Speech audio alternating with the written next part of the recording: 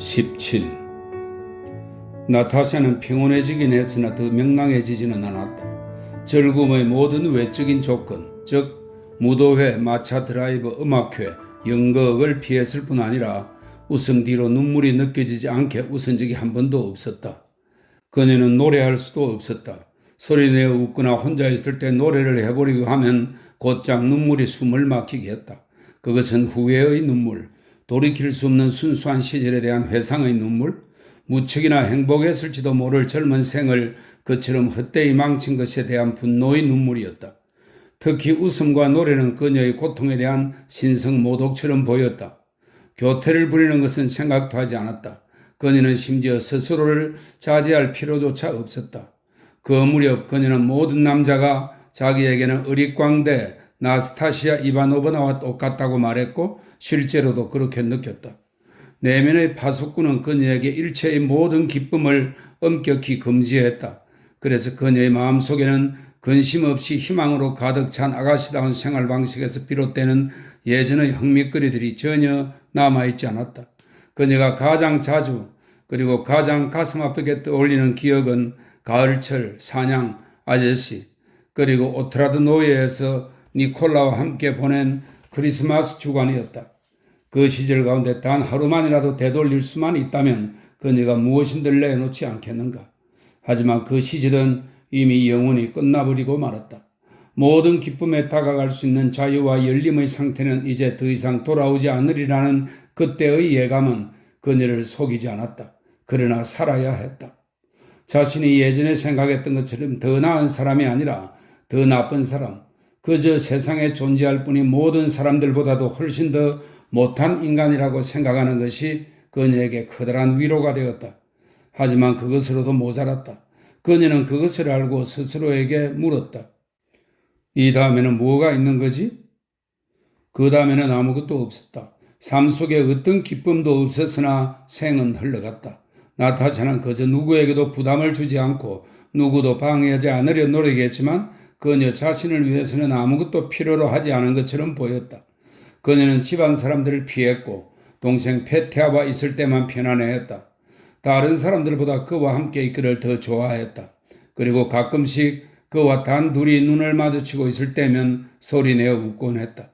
그녀는 집 밖에 거의 나가지 않았고 집으로 찾아오는 사람들 중에는 한 사람만을 반겼다. 피에르였다.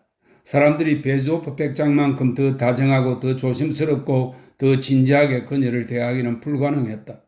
나타샤는 그의 태도에 깃든 다정함을 무의식적으로 느꼈고 그래서 그와 함께하는 자리에서 큰 만족감을 발견하곤 했다. 하지만 그녀는 그의 다정함을 고마워하지는 않았다. 피에르 쪽의 좋은 면들 가운데 그 어떤 것도 일부러 노력한 것으로 보이지 않았던 것이다. 피에르가 모든 사람들에게 친절한 것은 너무도 당연한 일처럼 느껴졌고 그의 친절에는 어떤 대가도 바라지 않는 것 같았다. 이따금 나타샤는 피에르가 그녀가 있는 곳에서 당황하고 어색해하는 것을 눈치챘다. 특히 대화 도중에 무엇인가가 나타샤를 괴로운 기억으로 이끌어가지는 않을까 두려워할 때 그랬다. 그녀는 이내 그것을 알아챘고 그 원인을 피에르의 한결같은 선량함과 수줍음에서 찾았다. 그리고 그녀의 생각으로는 그런 모습이 자기뿐 아니라 모든 사람들 앞에서도 똑같을 것이 분명했다. 나타샤에 대한 매우 격렬한 감정에 사로잡힌 순간에 만일 자신이 자유로운 몸이라면 무릎을 꿇고 그녀에게 청혼하며 사랑을 구했을 것이라고 무심코 말한 후에 피에르는 그녀를 향한 자신의 감정에 관해 그 어떤 말도 결코 하지 않았다.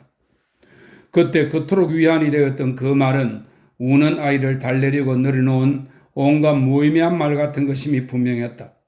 피에르가 기혼자이기 때문이 아니라 나타샤가 자신과 그 사이에서 매우 강력한 정신적 장벽의 힘을 느꼈기 때문에 피에르와 자신의 관계에서 사랑이 싹들 수 있다는 생각은 심지어 그녀도 몇 가지 사례를 아는 남녀 사이의 다정하고 자체가 시적인 우정의 종류 같은 것이 생길 수 있다는 생각도 그녀의 머릿속에 한 번도 떠오르지 않았다.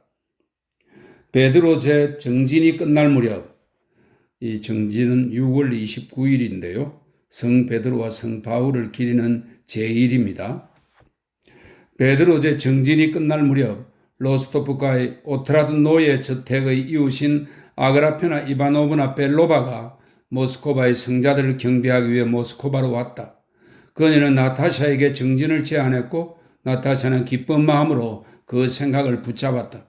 그녀가 이른 아침에 외출하는 것을 의사들이 금지했는데도 나타샤는 정진에 참가하겠다고, 그것도 로스토프가 사람들이 보통 하던 대로 집에서 3번 예배를 드리는 것이 아니라 에그라페나 이바노브나가 정진하는 것처럼, 다시 말해 일주일 내내 한 차례도 빠지지 않고 새벽기도, 오전기도, 저녁기도를 하겠다며 고집을 부렸다. 백작 부인은 나타샤의 이러한 열성을 마음에 들어했다. 성과 없는 치료 이후 그녀는 마음속으로 딸에게 기도가 약보다 더 효험이 있지 않을까 기대하고 있었던 것이다. 비록 두려워서 의사에게 숨기기는 했으나 나타샤의 바람에 동의하고 벨로바에게 딸을 맡겼다. 아그라페나 이바노브나는 새벽 3시에 나타샤를 깨우러 왔는데 그의 언제나 이미 잠에서 깬 나타샤를 발견하곤 했다. 나타샤는 새벽기도 시간에 잠들까봐 걱정했다. 나타샤는 서둘러 얼굴을 씻고 옷들 가운데 가장 초라한 옷과 낡은 긴 망토를 겸손히 걸친 후 신선한 공기에 몸을 떨며 아침 노을로 투명하게 밝아진 텅 빈 거리로 나섰다. 아그라페나 이바노브나의 조언에 따라 나타샤는 자신의 교구 소속이 아닌 교회에서 금식제를 했다.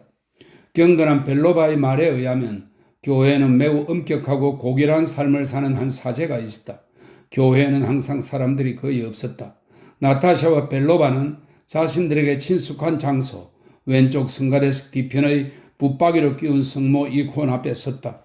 그 익숙하지 않은 아침 시간에 성모의 검은 얼굴을, 그 앞에서 타오르는 촛불과 창문으로 들어오는 아침 햇살에 비친 그 얼굴을 바라보고 그 뜻을 이해하며 그 말들을 쫓으려 노력하며 예배드리는 소리를 들을 때 그녀는 위대하고 불가해한 존재 앞에 있다는 새롭고도 겸허한 감정에 사로잡히곤 했다.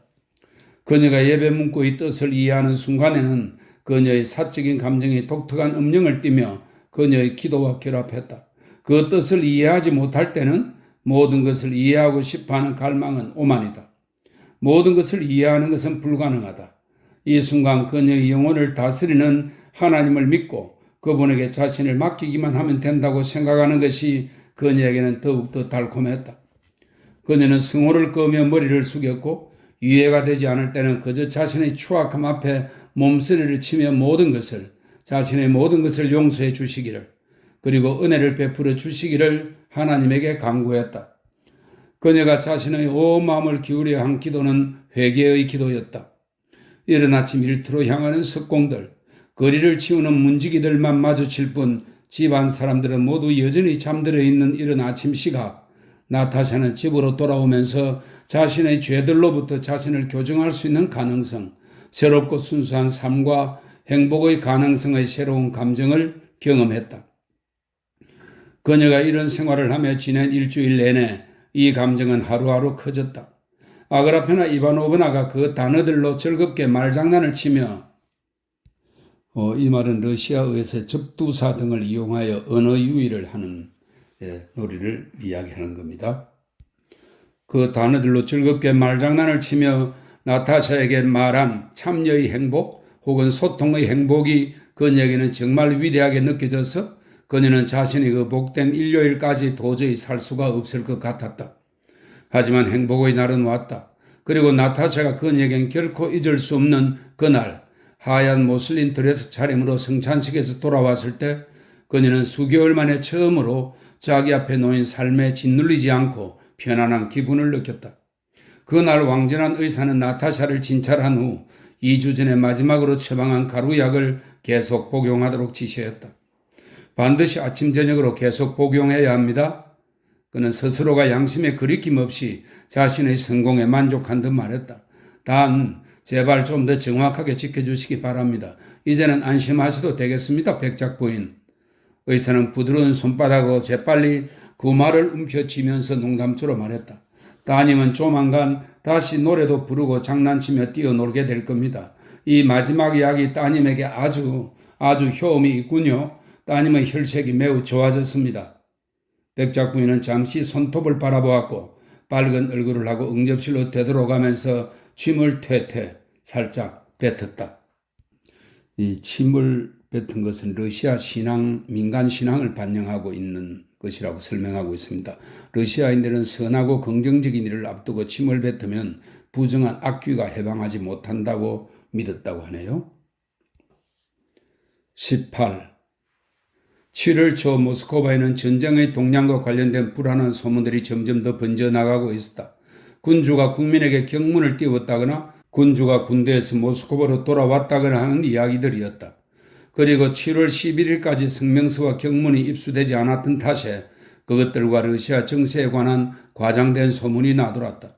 그 중에는 군대가 위험에 처해 군주가 떠났다는 말도 있었고 스몰렌스크가 함락되었다. 나폴레옹이 100만 군대를 거느리고 있다. 오직 기적만이 러시아를 구할 수 있다는 말도 있었다.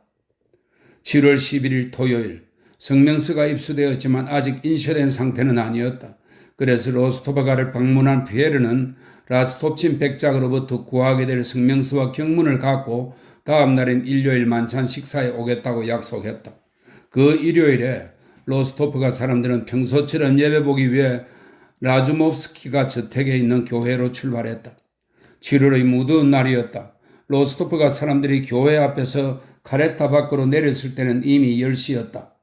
청명하고 무더운 날에 도시에서 유난히 날카롭게 느껴지는 무더운 공기, 행상들의 외침소리, 군중의 밝고 산뜻한 여름 옷, 먼지 덮인 가로수 잎사귀, 인물을 교대하기 위해 지나가는 대대의 음악 소리와 하얀 바지, 포장도로를 달리는 마차바퀴의 요란한 굉음, 뜨거운 마차의 눈부신 광채 속에 드러난 여름의 피곤함, 현재에 대한 만족과 불만이 묻어 있었다.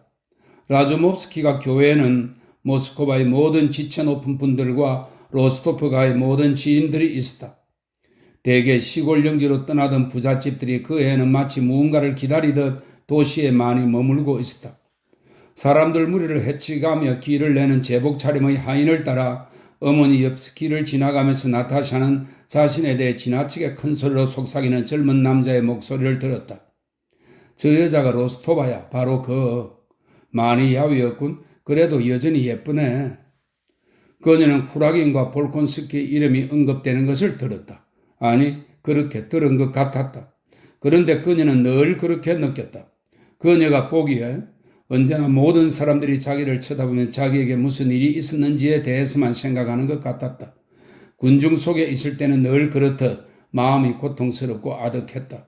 검은 레이스가 달린 보라색 실크 드레스 차림의 나타샤는 여성들만이 취할 수 있는 그런 그림거리로 걸었다. 마음이 아플수록 수치심이 커질수록 더 침착하고 당당하게 걸었다. 그녀는 자신이 예쁘다는 것을 알았고 그것은 그녀의 착각이 아니었다. 그러나 지금은 그 사실이 예전처럼 그녀를 기쁘게 하지 않았다. 반대로 최근에는 그 점이 무엇보다 그녀를 괴롭혔는데 특히 이렇듯 눈부시고 무더운 여름날의 도시에서는 더 그랬다. 또 일요일이군. 또 한 주가 지났어. 그녀는 지난 일요일에도 이곳에 있었던 것을 기억하며 속으로 중얼거렸다. 그리고 여전히 마찬가지로 삶이 없는 생활이고 여전히 예전에 그토록 마음 가볍게 살 수 있었던 조건들도 그대로야. 난 예쁘고 젊어. 이제 내가 선하다는 것도 알아. 예전에 나는 나쁜 사람이었지만 지금은 선한 사람이야. 난 알아. 그녀는 생각했다. 가장 좋은 해들이 어느 누구를 위한 것도 되지 못한 채 이렇게 부질없이 흘러가는구나. 그녀는 어머니 옆에 서 있었고 가까이 있던 지인들과 짧은 인사를 주고받았다. 나타샤는 습관대로 귀부인들의 몸 치장을 살펴보았고 가까이 서 있는 한 귀부인의 자세와 좁은 공간에서 한 손으로 성호를 끊는 그 무리한 방식을 비난했다가 자신도 사람들에게 비난받는 주제에 남을 비난한다는 생각이 들어 다시 화가 났다. 그리고 문득 예배드리는 소리를 들은 후 그녀는 자신의 추악함에 몸서리쳤고 또 예전의 순수함이 상실되었다는 사실에 몸서리쳤다. 체구가 작은 고상하고 온화한 노인이 기도하는 사람들의 영혼에 매우 장중하고도 위로가 되게 하는 온화한 음숙함으로 예배를 집전했다. 왕의 문이 열리고 왕의 문은 러시아 정교회의 재단 중앙에 위치한 문을 말합니다. 왕의 문이 열리고 천천히 휘장이 드리워졌다. 그곳에서 신비롭고 나직한 목소리가 무언가를 소리내어 읽었다. 나타샤 자신도 이해할 수 없는 눈물이 가슴속에 고이면서 기쁘고도 괴로운 감정이 그녀를 흔들어 놓았다. 제게 가르쳐 주소서. 무엇을 해야 할지, 제 인생을 어떻게 살아가야 할지, 어떻게 해야 제 자신을 영원히 바로 세울 수 있을지 그저는 생각했다. 부제가 설교대에 나왔다. 그리고 엄지손가락을 넓게 벌려 제 입 밖으로 긴 머리카락을 꺼내 정돈한 뒤 가슴에 십자가를 대고 큰 목소리로 엄숙하게 기도문을 낭독하기 시작했다. 우리 모두 평화 속에서 주님께 기도합시다. 하나의 세계로서 이 하나의 세계는 고대 교회 슬라브어와 일상 러시아어에서 평화, 세계, 공동체 등을 의미한다고 합니다. 하나의 세계로서 즉 계급의 차이도 적대감도 없이 모든 사람이 다 함께 형제로 한마음이 되어 기도할 거야. 나타샤는 생각했다. 하늘로부터의 평화와 우리 영혼의 구원을 위하여 우리 위에 사는 모든 육체 없는 존재의 영혼들과 천사들의 세계를 위하여 나타샤는 기도했다. 군대를 위해 기도하게 되었을 때 그녀는 오빠와 데니소프를 떠올렸다. 바다와 육지를 여행하는 자들을 위해 기도할 때는 안드레의 공작을 떠올리며 그를 위해 기도했다. 그리고 자신이 그에게 저지른 악을 하나님께서 용서해 주시기를 기도했다. 우리를 사랑하는 사람들을 위해 기도할 때는 가족들, 아버지와 어머니와 소녀를 위해 기도했다. 그리고 이제 비로소 처음으로 그녀는 자신이 그들에게 저지른 모든 죄를 깨달았으며 그들에 대한 자신의 사랑의 힘을 온전히 느꼈다. 우리를 미워하는 자들을 위해 기도할 때는 그런 자들을 위해 기도하려고 자신의 적들과 자신을 미워하는 사람들을 생각했다. 그녀는 아버지와 거래하는 모든 사람들과 채권자들을 적에 포함시켰다.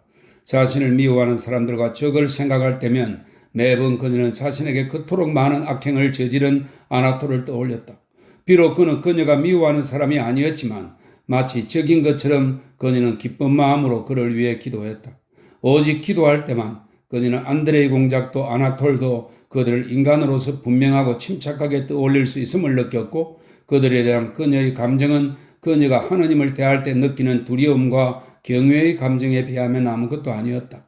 황실 가족과 종문을 위해 기도할 때는 특히 더 낮게 고개를 숙이며 성호를 끄었고 설사 그녀가 이해할 수 없다 해도 그녀는 의심을 품을 수 없으며 여전히 통솔하는 종문을 사랑하고 이를 위해 기도할 것이라고 속으로 중얼거렸다. 기도를 마친 부제는 가슴 부근에 손을 올려 어깨에 두른 긴 천에 성호를 그으며 읊었다. 우리 자신과 우리의 생명을 그리스도 하나님께 바칩니다. 우리 자신을 하나님께 바칩니다.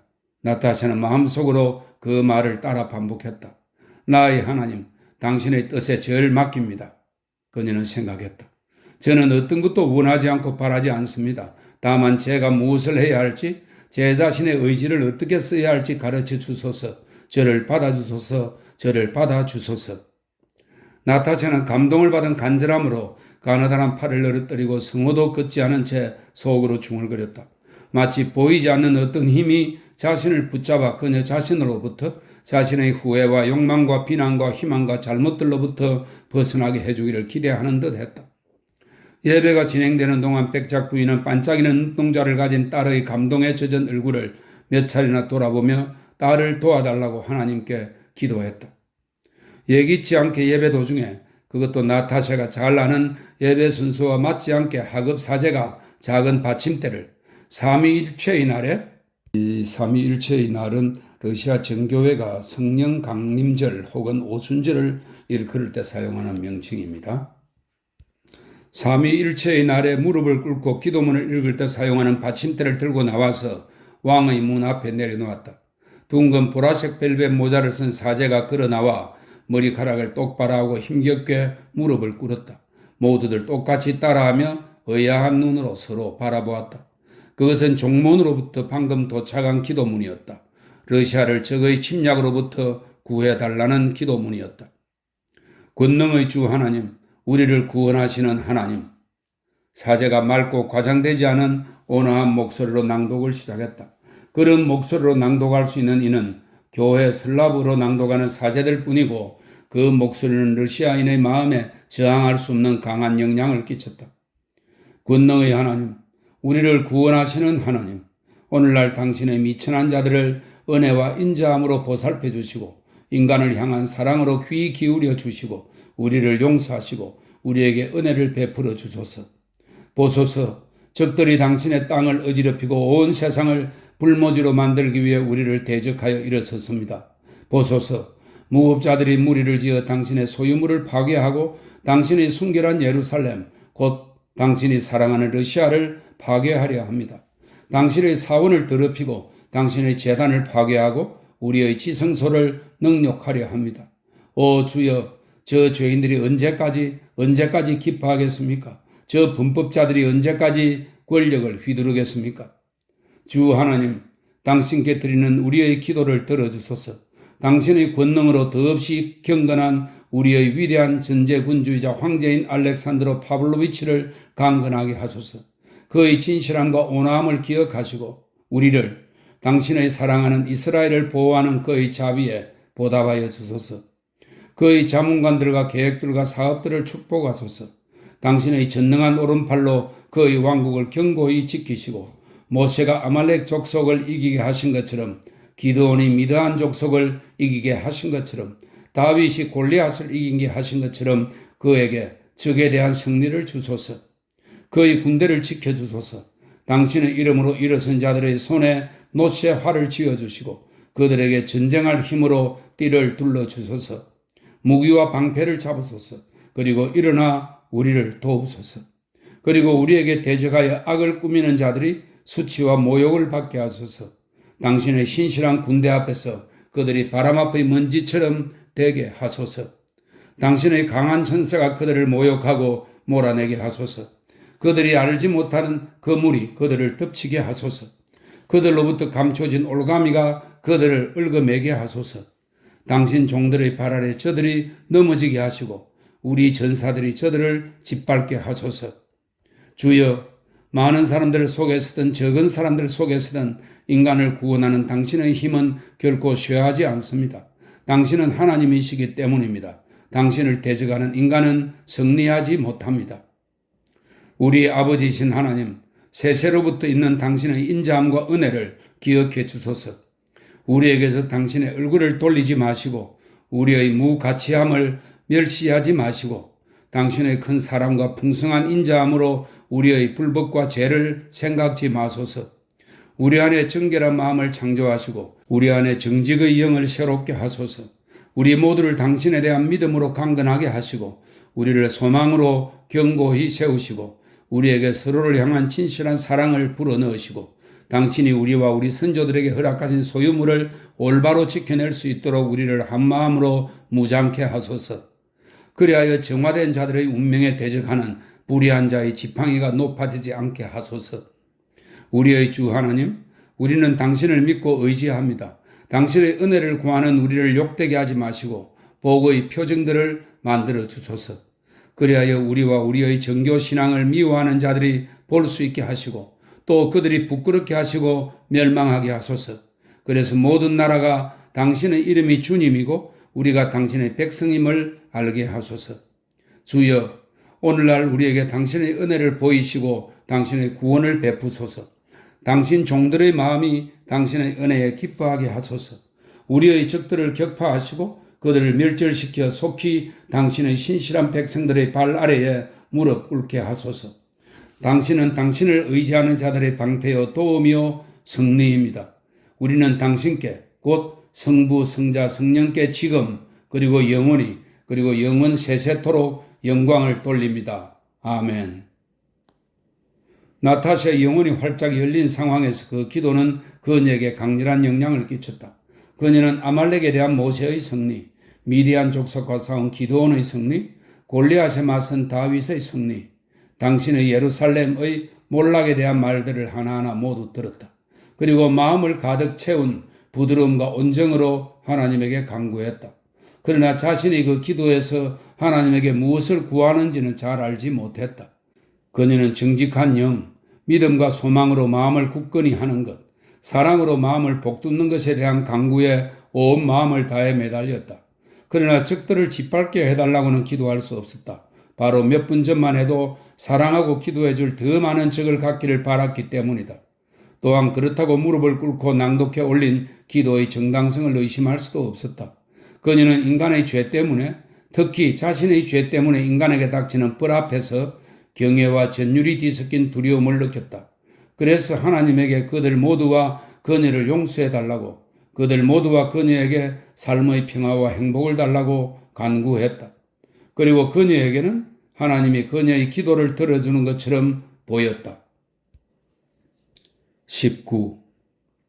피에르가 로스토프가의 저택을 나와 나타샤가 보여준 감사의 눈빛을 떠올리고 하늘에 떠있던 혜성을 바라보며 무언가 새로운 것이 그에게 열렸다고 느낀 그날부터 끝없이 그를 괴롭혔던 의문, 즉 지상 모든 것의 공허함과 비이성적임에 대해 떠오르던 의문이 멈추었다. 전에는 일을 하는 중간중간에 떠오르던 왜? 무엇을 위해? 라는 그 무시무시한 질문이 이제 다른 의문이나 혹은 예전의 의문에 대한 대답이 아니라 머릿속에 떠오른 그녀의 모습으로 대치되었다. 하찮은 대화를 들을 때든 직접 그런 대화를 이끌어 나갈 때든 인간의 비열함과 우매함을 그래서 읽던 체험으로 알게 되든 그런 예전처럼 끔찍해하지 않았고 모든 것이 잠깐이고 불가해한데 왜 사람들은 그토록 바쁘게 움직일까 하고 스스로에게 묻지 않았다. 대신 마지막으로 본 그녀의 모습을 떠올리곤 했고 그러면 모든 의혹이 사라져버렸다.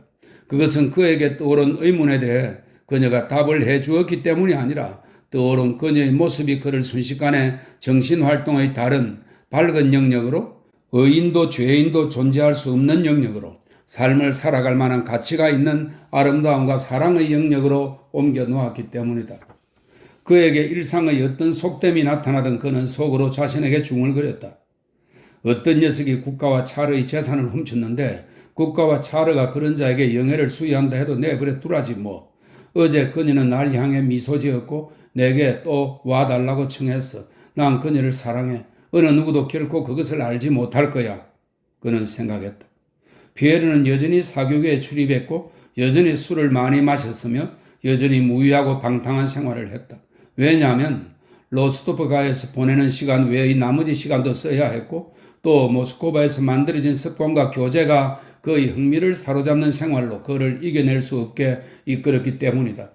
그러나 최근에 전쟁의 극장으로부터 점점 더 염려스러운 소문들이 들려오고 나타샤의 건강이 회복되고 그녀가 더 이상 그에게 예전처럼 세심한 연민의 감정을 불러일으키지 않게 되자 그로서는 이해할 수 없는 한층 더한 불안이 그를 사로잡기 시작했다. 그는 자신이 처한 상황이 오래 지속될 수 없고 자신의 삶을 완전히 바꿀 파국이 다가오고 있다고 느끼며 점점 가까이 다가오는 파국의 징후들을 모든 것에서 초조하게 탐색하곤 했다.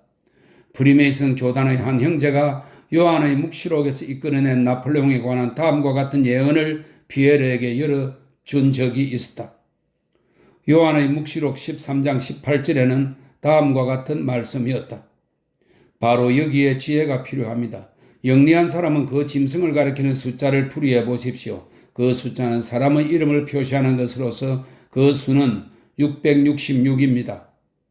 그리고 같은 장 5절에 이런 말씀이 있다. 그 짐승은 큰 소리를 치며 하나님을 모독하는 말을 짓거릴 입을 받았고 42달 동안 세도를 부릴 권세를 받았습니다. 프랑스어 글자들은 처음 9글자가 1단위로 나머지 글자가 10단위를 가리키는 히브리어 숫자 표기법과 유사하게 다음과 같은 뜻을 갖는다. 그 다음에 알파벳이 쭉 있고요. 알파벳 한자 한자 밑에 1부터 10까지 그리고 10부터 160까지는 10단위로 그래서 160까지의 숫자가 기록되어 있습니다. 이 알파벳에 대응하는 숫자로 나폴레옹 황제라는 단어를 써보면 이 수들의 총합이 666이고 나폴레옹이 요한 묵시록에 예언된 그 짐승이라는 결론이 나온다.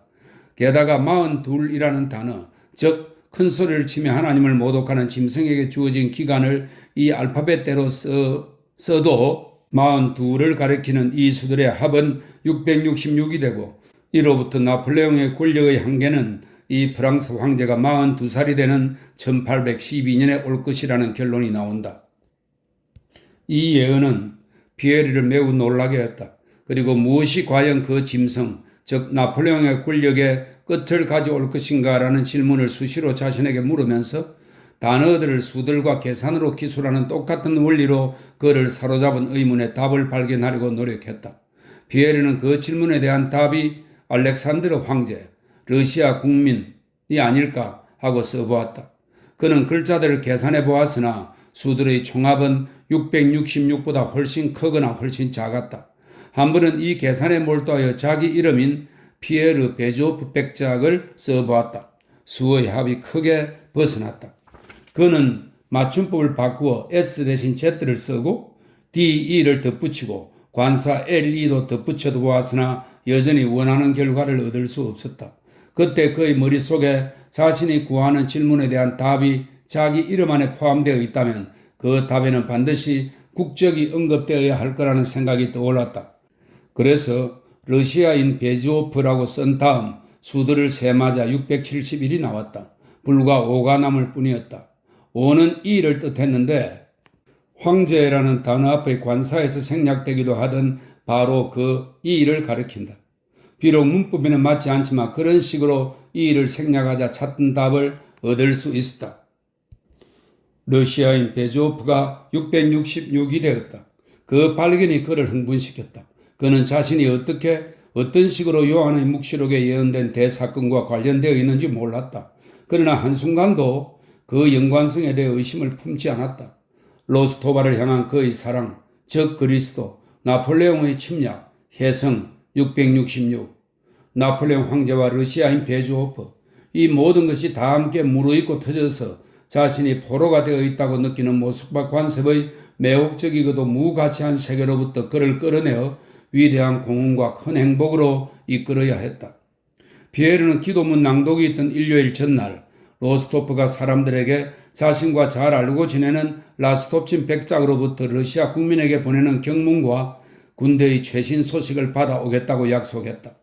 이른 아침 라스톱친 백작에게 들른 피에르는 군대에서 이제 막 도착한 특사를 그 집에서 우연히 조우했다. 특사는 피에르도 안면에 있는 모스크바 무도회의 춤꾼들 가운데 한 사람이었다. 제발 부탁입니다만 제 짐을 좀 들어줄 수 없을까요? 특사가 말했다. 제 배낭이 부모들에게 보내는 편지들로 꽉 차서요. 그 편지들 중에 니콜라이 로스토프가 아버지에게 보내는 편지가 있었다. 피에르는 그 편지를 집어들었다.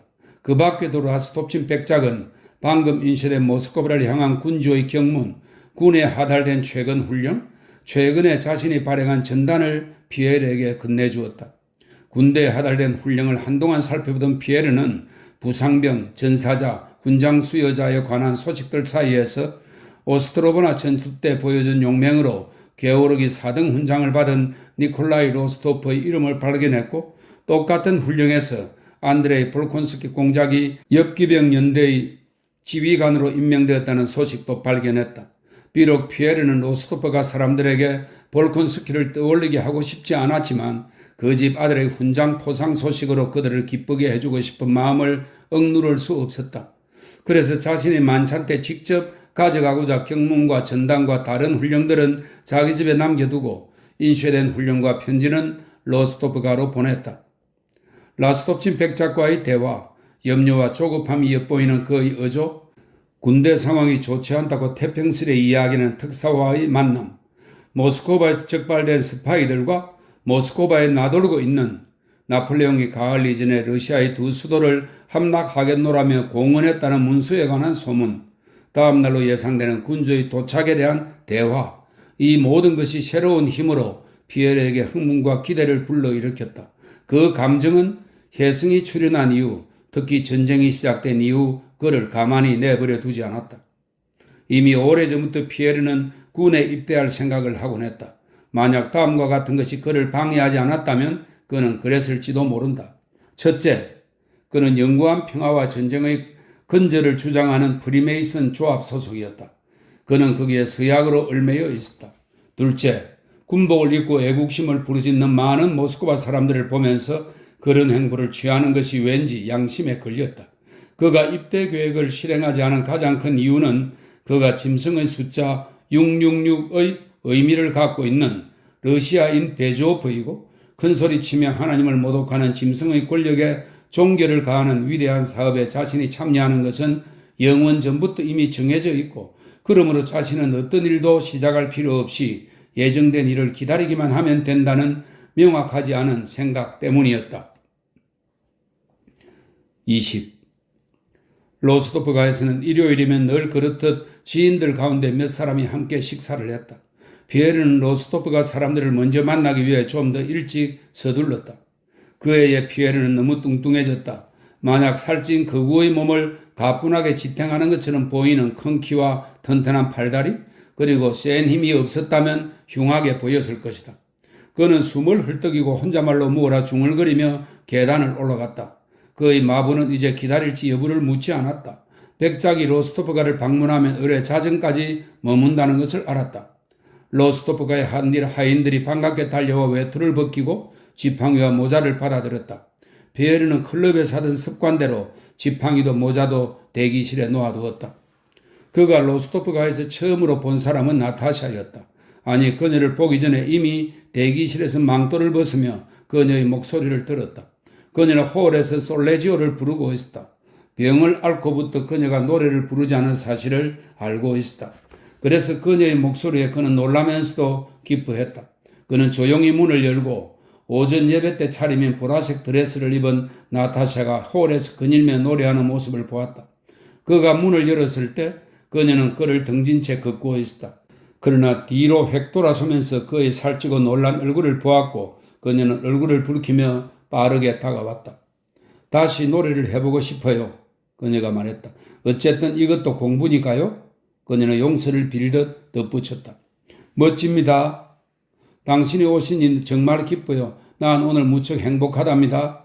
그녀는 피에르가 그녀에게서 오랫동안 보지 못했던 예전의 생기에 차 말했다. 당신도 니콜라가 게오르기 훈장을 받은 걸 아시죠? 난 오빠가 정말 자랑스러워요. 어떻게 모르겠습니까? 내가 훈령을 보낸 걸요? 이런 당신을 방해하고 싶진 않군요. 그는 이렇게 덧붙이고 응접실로 가려 했다. 나타샤가 그를 멈춰 세웠다. 백작, 내가 노래하는 것이 나쁜 일일까요? 그녀는 얼굴이 빨개진 채 그러나 눈은 내리지 않고 궁금한 듯 피에르를 쳐다보며 말했다. 아니죠. 뭐 때문에요? 반대로 한데 왜 내게 그런 건 묻습니까? 나도 모르겠어요. 나타샤는 재빨리 대답했다. 하지만 당신이 마음에 들어하지 않는다면 난 그 무엇도 하고 싶지 않아요. 난 무엇이든 당신을 믿어요. 당신이 나에게 얼마나 소중한지, 당신이 나를 위해 얼마나 많은 걸 해주고 있는지 당신은 모르세요. 그녀는 피에르가 그 말에 얼굴이 빨개진 것도 모르고 빠르게 말했다. 그 훌륭해서 봤어요. 그 사람은 볼콘스키는 지금 러시아에 있고 다시 군에서 근무하고 있군요. 당신은 어떻게 생각하시나요? 자신에게 버틸 힘이 있는지 두려웠기 때문에 서두르듯 그녀는 빠르게 말했다. 그가 언젠가는 날 용서할까요? 나에 대한 악감정을 갖지 않게 될까요? 어떻게 생각하시나요? 어떻게 생각하세요? 내가 생각하기에 피에르가 말했다. 그 사람은 용서할 것이 없습니다. 내가 만약 그 사람의 입장이라면 피에르는 기억의 연결에 따라 순식간에 상상으로 그 순간으로 이동했다. 자신이 그녀를 위로하면서 만약 그가 지금의 그 자신이 아니고 또 세계에서 가장 훌륭한 사람이고 자유로운 몸이라면 그는 무릎을 꿇고 그녀에게 청혼할 것이라고 말했던 순간으로. 그러자 그때와 똑같은 연민과 다정함과 사랑의 감정이 그를 사로잡았고 그때의 똑같은 말들이 입가에 맴돌았다. 하지만 그녀가 그런 말을 할 틈을 주지 않았다. 그래요. 당신은 그녀는 당신이라는 말을 기쁨에 넘쳐 발음하며 말했다. 다른 경우죠. 난 당신보다 더 선하고 관대하고 훌륭한 사람을 몰라요. 그런 사람은 있을 수 없어요. 그때 당신이 없었더라면 난 지금도 내가 어떻게 되었을지 잘 모르겠어요. 왜냐하면 갑자기 그녀의 눈에 눈물이 흐르기 시작했다. 그녀는 돌아서서 악보를 눈앞에 들어올리고 노래를 부르며 다시 홀 안을 거닐었다. 때마침 응접실에서 페테아가 달려왔다. 페테아는 이제 발그레한 뺨과 붉고 도톰한 입술을 지닌 잘생긴 15살 소년이었고 나타샤를 닮았다. 그는 대학에 들어갈 준비를 하고 있었지만 최근 친구인 오볼렌스키와 경기병이 되기로 비밀리에 결심한 터였다. 페테아는 이 일을 의논하기 위해 자기와 이름이 같은 피에르에게 달려온 것이다. 그는 피에르에게 경기병 부대에서 자기를 받아줄지 알아봐 달라고 부탁했다. 피에르는 페테아의 말을 귀담아 듣지 않고 응접실로 향했다. 페테아가 피에르의 주의를 끌기 위해 팔을 잡았다. 제 생각이 어때요? 표토르 키릴리치 제발요. 당신은 저의 유일한 희망이에요. 페테아가 말했다. 아, 그래. 너희 생각 말이지? 경기병이라고 했나? 말할게. 오늘 전부 말해볼게. 어떻소 몽시에르? 어찌됐소? 성명서는 구했소? 노백작이 물었다. 그런데 백작영애가 라주mov스키가 오전 예배에 갔다가 새로운 기도문을 들었다오. 그녀가 말하길 아주 좋았답니다. 구했습니다. 피에르가 대답했다. 내일 폐하께서 오실 것이고 특별 귀족회의가 열리고 또 사람들 말로는 1,000명 중 10명꼴로 징병을 한다는군요. 그리고 참 축하드립니다. 그래요. 하나님께 감사한 일입니다. 그런데 군에서는 무슨 소식이 있어? 우리 군이 다시 후퇴했습니다. 벌써 스몰렌스크 부근까지 왔다는군요. 피에르가 대답했다. 오 하나님. 백작이 말했다. 그런데 성명서는 어디 있어? 경문. 그렇지. 피에르는 주머니에서 문서들을 찾기 시작했지만 어디에서도 발견하지 못했다. 그는 주머니를 계속 뒤지면서 한편 응접실로 들어온 백작 부인의 손에 입을 맞추고 불안하게 주위를 두리번거렸다. 분명 나타샤를 기다리는 듯 했는데 그녀는 더 이상 노래하지 않았고 응접실로 오지도 않았다. 이런 제가 그걸 어디에 두었는지 모르겠습니다. 그가 말했다. 이 사람은 끝도 없이 다 잃어버리는군. 백작 부인이 말했다. 그 순간 나타샤가 부드럽고 흥분이 섞인 얼굴로 들어와 말없이 피에르를 바라보며 자리에 앉았다. 그녀가 응접실에 들어오자마자 그때까지 어두웠던 피에르의 얼굴이 환하게 밝아졌다. 그는 계속 서루들을 찾으며 그녀를 여러 차례 흘깃거렸다. 맙소사 일은 제가 다녀오겠습니다. 집에 두고 온 것 같군요. 꼭. 그럼 식사 시간에 늦을 거예요. 마부도 가버렸군. 그러나 문서를 찾으러 대기실에 간 소냐가 피에르의 모자 속에서 그것을 발견했다. 피에르가 모자의 안감 안쪽에 애써 넣어두었던 것이다. 피에르는 읽으려 했다. 아니, 식사 후에 노백작이 말했다. 그는 그 낭독에서 큰 기쁨을 얻으리라 예견하는 듯 했다. 식사하는 동안 사람들은 게오르기 훈장을 받은 새로운 수훈자의 건강을 기원하며 샴페인을 마셨다. 신씨는 그 자리에서 도시의 새로운 소식들, 그루지아의 늙은 공작 부인이 병을 앓고 있으며 메티비에가 모스크바에서 사라졌고 사람들이 라스톱친 백작에게 어느 독일인을 끌고 와서 그자를 샴피니온이라고 말했으며 이 샴피니온은 긴 설명이 있네요. 러시아어로 간첩이 시피온이고 버섯은 샴피니온이라고 합니다. 작품 속 인물들이 독일인을 버섯이라고 한 것은 간첩이라는 단어를 정확히 몰라 착각했기 때문인 듯하고 신신이 식사 자리에서 이 이야기를 하고 있는 것은 샴페인을 마시며 좌중의 흥을 돋우리는 의도로 추측된다. 이런 설명이 있습니다. 라스톱친 백작에게 어느 독일인을 끌고 와서 그자를 샴피니온이라고 말했으며 라스톱친 백작이 민중들에게 그자는 샴피니온이 아니라 그저 넉다리 버섯 같은 독일인 뿐이라고 말한 후 그 샴피니온을 풀어주게 했다는 등등을 들려주었다. 사람을 잡는군. 사람을 잡아. 백작이 말했다. 나는 백작 부인에게 프랑스를 좀 더 적게 쓰라는 말까지 하고 있어. 지금은 때가 좋지 않아요. 그런데 들으셨습니까? 신신이 말했다. 골리친 공작이 러시아 선생을 고용해서 러시아를 배운답니다. 길거리에서 프랑스로 말하는 것이 점차 위험해지고 있어요. 어때요, 표트르 킬리치 백작? 민병대가 소집되면 당신도 말을 타야 하오? 노백작이 피에르를 돌아보며 물었다. 피에르는 식사를 하는 동안 내내 침묵하며 생각에 잠겨 있었다. 그 바람에 백작이 말을 끝냈을 때 그는 이해하지 못한 듯 백작을 쳐다보았다. 네, 전쟁터로 가야죠. 그가 말했다. 아니요, 제가 무슨 전사라고요. 어쨌든 모든 게 너무 이상합니다. 너무 이상해요. 저 자신도 이해가 안 됩니다. 저도 잘 모르고 또 전쟁은 제 취향과는 너무 맞지 않습니다만 요즘 같은 시대에는 어느 누구도 스스로에 대해 장담할 수 없습니다. 식사 후 백작은 안락의자에 편안히 앉았고 진지한 얼굴로 낭독의 대가로 알려진 소냐에게 경문을 읽어달라고 청했다. 우리의 첫 왕조의 도시 모스크바요. 적이 대군을 이끌고 러시아 영토에 침입해왔다. 그가 사랑하는 우리의 조국을 파괴하러 오고 있다. 소냐가 특유의 가느다란 목소리로 읽었다. 백작은 눈을 감고 몇 곳에서는 간간히 한숨을 쉬며 들었다. 나타샤는 때로는 아버지를 때로는 피에르를 주의 깊게 쳐다보며 몸을 꼿꼿이 세우고 앉아 있었다. 피에르는 자신을 향한 그녀의 시선을 느끼면서도 돌아보지 않으려고 애썼다. 백작 부인은 성명서의 엄숙한 표현에 대해 동의할 수 없고 화가 나서 고개를 젓곤 했다. 그녀는 모든 말에서 그녀의 아들을 위협하는 위험이 여전히 금방 끝나지 않으리라는 전만을 보았다. 신씨는 입가에 조소를 띈 채 맨 처음 등장할 조롱거리를 비웃으려고 준비하는 것이 분명했다. 그것이 소냐의 낭독이든 백작이 하게 될 말이든 심지어 더 좋은 빌미가 나타나지 않을 때는 경문 자체라도 말이다. 러시아를 위협하는 위험과 군주가 모스크바에 특히 명문 귀족에게 거는 기대를 읽은 후 소냐는 목소리를 떨면서 무엇보다 사람들이 주의를 집중하여 그녀의 낭독을 듣고 있었기 때문에 떨리는 목소리로 마지막 문구들을 낭독했다. 우리는 지체 없이 이 수도를 비롯한 우리나라의 다른 지역에도 우리의 민중 한가운데에 설 것이다. 이는 현재 적의 진로를 차단하고 적이 나타나는 곳마다 그들을 격파하기 위하여 다시 새로 조직되고 있는 우리의 모든 민병대를 지휘하고 협의하기 위해서이다. 적이 우리를 쉽게 쓰러뜨릴 것으로 오만하게 생각하는 그 멸망은 저의 머리로 되돌았을 것이요. 예속에서 벗어난 유럽은 러시아의 이름을 칭송할 것이다.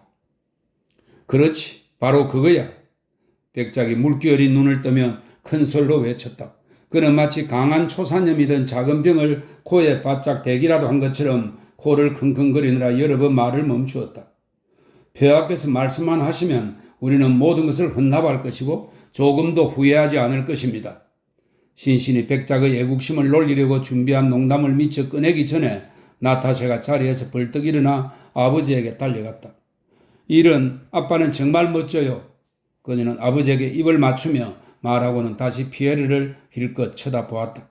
그 시선에는 그녀가 생기를 되찾으면서 함께 돌아온 무의식적인 교태가 어려 있었다. 이런 애국자가 나셨군, 신신이 말했다. 전혀 애국자는 아니지만 그저 나타샤가 모욕감을 느끼고 화를 내며 대꾸했다. 당신에게 모든 게 우습죠. 하지만 이건 결코 농담이 아니라. 농담이라니. 백작이 똑같은 말을 되풀이했다. 그분께서 한 말씀만 하시면 우리는 모두 나갈 것. 우리는 어떤 독일인들 같지 않으니까. 그런데 협의하기 위해서라고 쓰여 있는 것을 알아차리셨습니까? 피에르가 말했다. 거기에 무엇을 위한 것이라고 하든. 바로 그때 아무도 관심을 두지 않던 페테아가 아버지에게 다가갔다. 그는 얼굴이 온통 새빨개져서 굵어졌다 가늘어졌다 하는 변성계의 목소리로 말했다. 아빠, 결정적으로 말씀드릴게요. 괜찮으시다면 엄마에게도요. 절 군대에 보내주실 것을 결정적으로 말씀드립니다. 왜냐하면 도저히 그게 전부예요. 백작 부인은 급에 질려 하늘을 올려다 보더니 두 손을 움켜쥐고 남편을 매섭게 쏘아보았다. 당신이 말을 지나치게 해서 애를 이렇게 만든 거예요. 그녀가 말했다. 그 순간 백작도 흥분해서 깨어났다. 이런 백작이 말했다. 여기 또 전사가 났군. 바보 같은 소리 좀 그만해라. 넌 공부해야지. 바보 같은 소리가 아니에요, 아빠. 저보다 어린 페다 오볼렌스키도 입대할 거예요. 무엇보다 어쨌든 전 지금 같아선 도저히 공부를 할 수가 없어요. 페타는 말을 멈추고 땀이 맺히도록 얼굴이 새빨갛게 붉어지더니 마침내 중얼거렸다. 조국이 위험에 처한 이런 때는요. 그만 바보 같은 소리는. 하지만 아빠도 우리가 모든 것을 희생할 거라고 하셨잖아요. 페테야, 내가 입 다물라고 했지.